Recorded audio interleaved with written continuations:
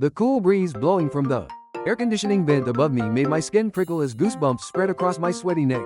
I sat impatiently in the pew at the very back of the church and shifted uncomfortably in my skirt and blouse. I hated wearing those clothes, but church etiquette dictated that I dress nicely and modestly to attend. I would have much preferred shorts and a t-shirt. I glanced at my watch. They should have started already, I thought to myself impatiently. Then I noticed the pastor get up and make his way to the pulpit.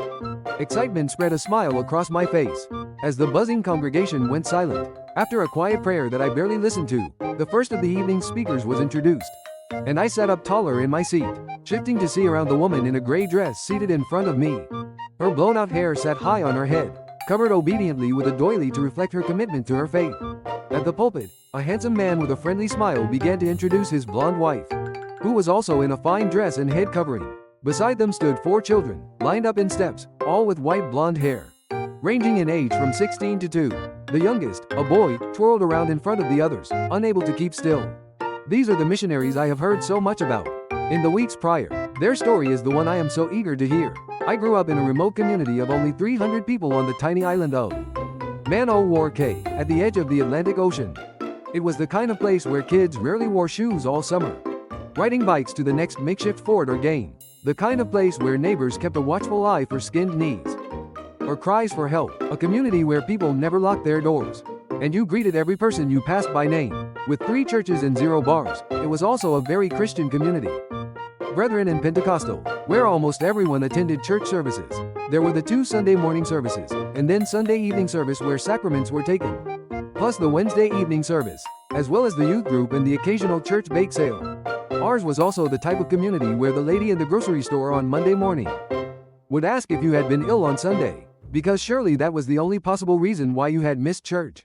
As a teenager, my life wasn't predestined, but it was mapped out not by fate, but by the decades-long path I expected to follow. Once I finished high school, I expected to marry my teenage sweetheart, who was 3 years my senior.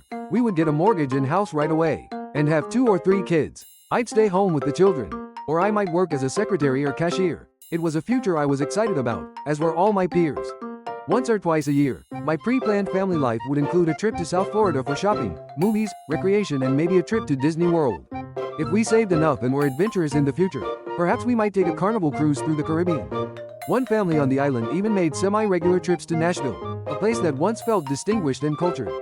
All were places that were easy and familiar in some way, vacations planned for a change of scenery, not too far outside the comfortable zone. By the time I was 15, I was attending most of the services regularly out of obligation and a desire to be a good person.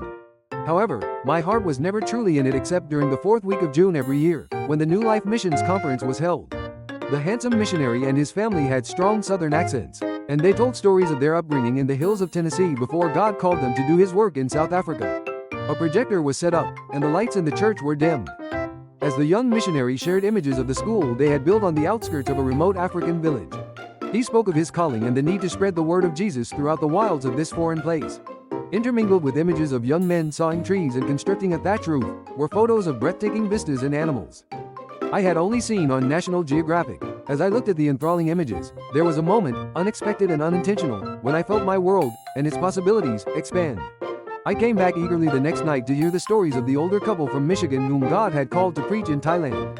I immersed myself in their home videos, not drawn to their message of conversion or the saving of lost souls, but to their faraway landscapes, the motion and the elsewhereness of it all. I wanted to do that, but did that mean I wanted to be a missionary? I questioned myself, zoning out on the evening sermon as a donation basket was passed around. Even in my teenage mind, where the possibilities were endless, as I searched my soul, I did not find a calling, at least not a religious one. Instead, I found the seeds of wanderlust being planted, a yearning to go. The storytelling was meant to incite the faithful with a desire to convert more people to Christianity, or at least open their wallets to support those doing this good work. Instead, it allowed me to witness a world far wider than my tiny island, and seeing it sparked a need to go further. Years later, as a young adult, I pulled away from the religion of my childhood, and I moved away from the island. The expectations and culture had always felt restrictive and forced, even as I faithfully showed up for services weekly. I never felt like I belonged in the Bible study groups as the devoted Christian housewife. Even though I had learned the teachings and could easily talk the talk, I followed along the only path I thought was an option, masquerading in a costume that sometimes felt like a straitjacket. It just never connected with my soul. Instead, I connected with the far-off places, presented to me on a grainy projector once a year, when religion meant feeling the sense that the world was calling me. Growing up, I didn't know life held paths beyond the righteous yet isolated Christian family route laid before me.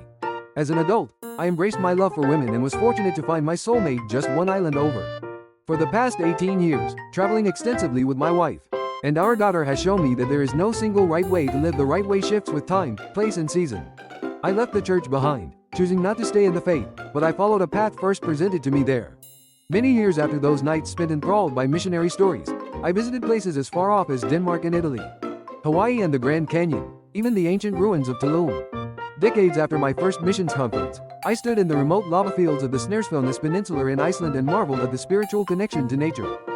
I felt there, having never experienced that connection to the teachings I so diligently followed in my youth. Journeys around the world have sparked conversations with strangers who became friends and, at times, chosen family connections rooted in the joy of shared travel stories. Traveling taught me to expand my sense of what's possible, but most of all, it showed me that connection and joy deepens through the landscapes, cultures and places we come to know. I did not choose a life of conversion, but rather a life filled with connection.